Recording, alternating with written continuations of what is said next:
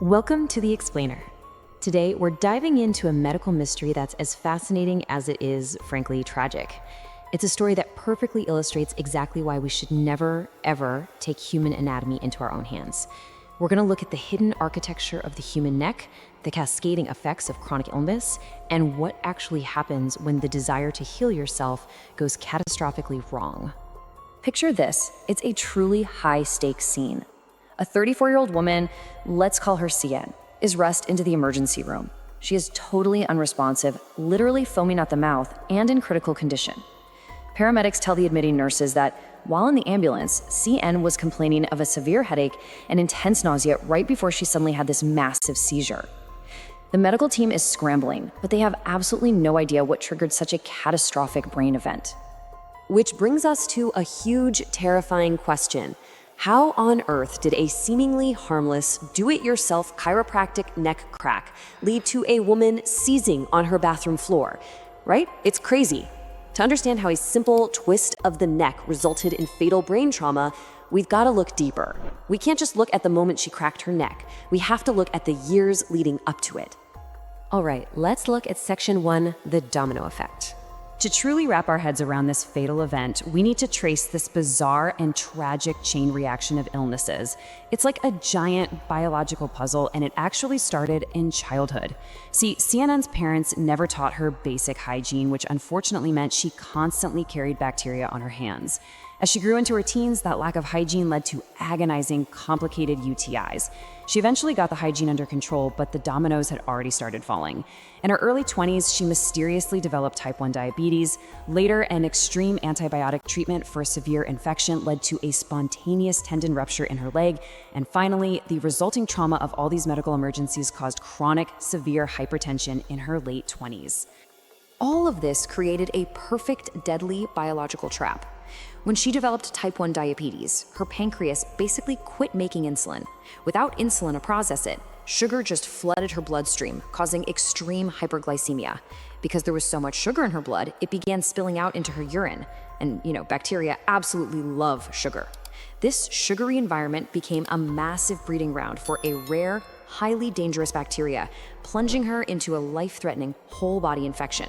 So to save her life from this rare bacteria, doctors had to bring out the big guns, a very specific, powerful antibiotic. It worked, but it came with a devastating side effect. It's a condition known as fluoroquinolone-associated tendinopathy, which is essentially a chemically induced weakening of the tendons. Shortly after leaving the hospital, Cian was literally just out for a walk when the tendons in her left leg partially ruptured and she just collapsed to the ground. It took months for her to physically recover from that, but mentally, she never did. That experience completely shattered her trust in doctors. She developed severe health anxiety, totally terrified that any new medical visit would just lead to another medication that would permanently damage her body. Moving on to Section 2, the do-it-yourself cure. That deep-seated distrust paved the way for a fateful decision. Cian's health anxiety caused her blood pressure to just skyrocket, leaving her with chronic, throbbing headaches. But instead of seeking help, she turned to the internet. She read online that misaligned bones in the neck can press against nerves and cause headaches. So she incorrectly self-diagnosed her blood pressure headaches as a mechanical bone issue. Convinced she didn't need some expensive specialist, she watched videos online and actually figured out how to adjust her own neck. She developed this highly specific daily DIY remedy. Cian would go to her staircase, lay her head down completely flat against a step, firmly rotate her body, and violently twist her neck to the left. Crack. And for a long time, this loud cracking sound gave her a miracle placebo effect. Instantly, she felt her headache melt away. She did this day after day, week after week. But the relief wasn't real. It was just a sensory illusion masking a growing, deadly physical strain. Until one day, the miracle stopped. On the day of her final crack, she positioned herself on the stairs, turned her head left, and twisted. But immediately after the sound, something was terribly wrong. She felt like her eyes were literally wobbling inside her skull. The throbbing in her head didn't vanish, it intensified, wrapping entirely around her brain. She rushed to the bathroom, throwing up. Sparkles danced in her darkening vision, until finally she collapsed.